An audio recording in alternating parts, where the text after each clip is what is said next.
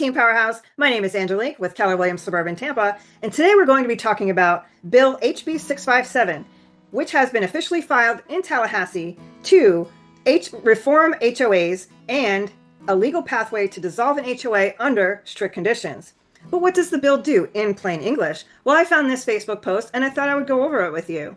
Well, this bill ends mandatory presuit mediation, creates a new community association court, lets homeowners petition a judge directly, and allows HOA termination with 20% petition support, 2/3 community vote, and a final judicial approval.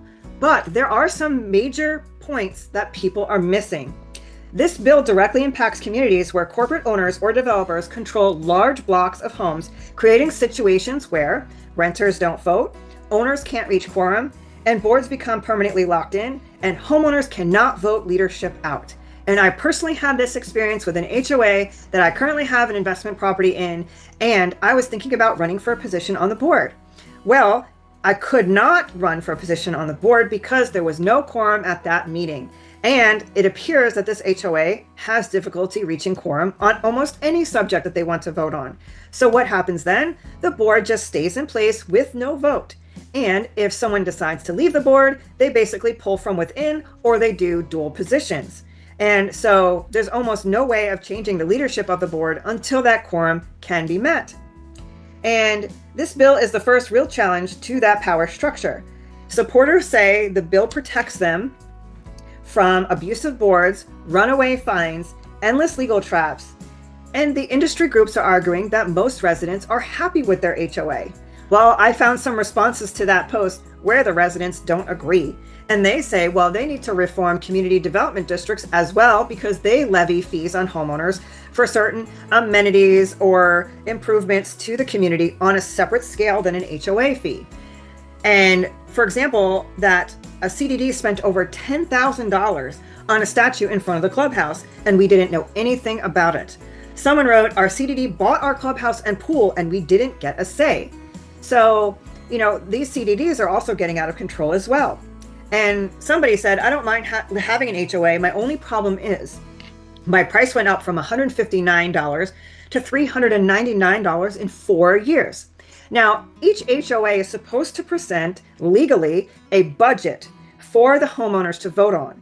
Again, though, if that quorum is not met, the board may approve that budget. I'm not quite sure how that goes, or the budget stays the same. It depends up to the board.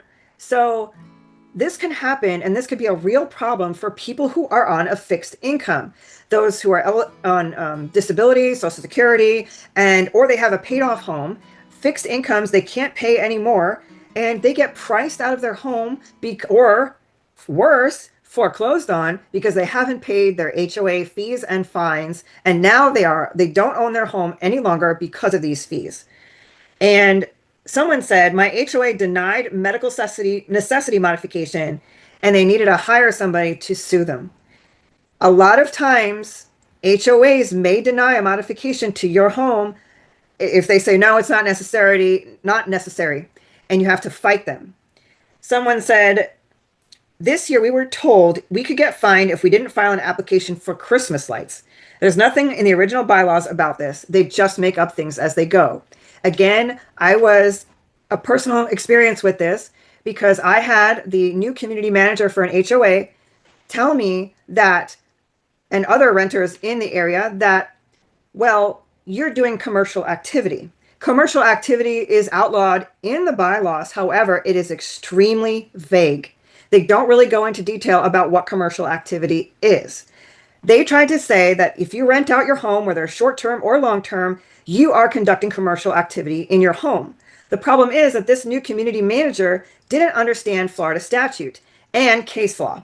And that home or these homes in the area are not conducting commercial activity because they're using the home for its original intended purpose, which means normal sleeping, living, eating activities, not operating a business that has nothing to do with sleeping, eating, living activities outside the home.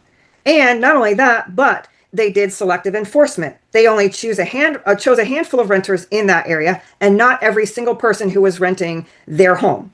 So these community association managers, sometimes when they're brand new, decide to start enforcing bylaws to how they interpret the bylaws, which may not be legal under Florida statute, but they don't do that Florida statute research. And then they start trying to violate and fine people. And this isn't right. And this is what this bill is trying to address. Some other examples I pulled from this post was that then HOA sent an estoppel letter to the realtor that was supposed to be on their closing date and say they had to paint the house, replace the lawn, plant new landscaping, and pressure wash the driveway. And if they couldn't do that before closing, they would be fined or put a $5,000 lien on their property. And this was on the morning of closing that she found out, or that he found out. But they had to do that all out of pocket because they had an agreed upon price on their home. And so, you know, a lot of these communities are doing notices maybe on a portal somewhere. You may not be registered for the portal, or something happened where that notice wasn't served properly. And these things just potentially can get people foreclosed on or have a lien on their home and make it very difficult for them to sell their property. Another neighbor was fined for $1,000 for not removing a sandbag that they had on the exterior side of his privacy fence. And so, you know, we get into these extreme fines and fees for very ridiculous things. And this is supposed to control that. Now, some people like living in HOAs because they're laid back. They keep the community clean and standardized and make sure that, you know, there are no, you know, hoarder houses with multiple cars on the lawn. And some HOAs do provide value to their residents. Some other people say, if you don't like HOAs, don't live in one. Well, in Florida, that's really hard to do because there are very nice communities that have HOAs. And then sometimes you can't find a home in a community without an HOA that you really love.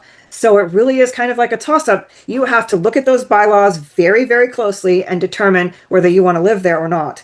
And then sometimes, again, they change the rules. Like they increase their fees, or they decide to start enforcing bylaws. And again, like I said, they might have different interpretations of what these bylaws mean.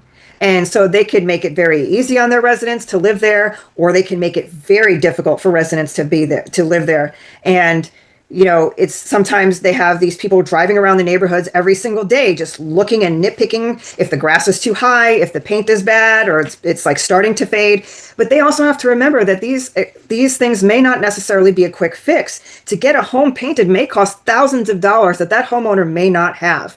And if you don't do it, then not only do you have to pay the thousands of dollars to paint your home, but you might also be paying these fines and fees or accumulating them until you can make it right with the Homeowners Association. And then they restrict the colors that you can paint your house.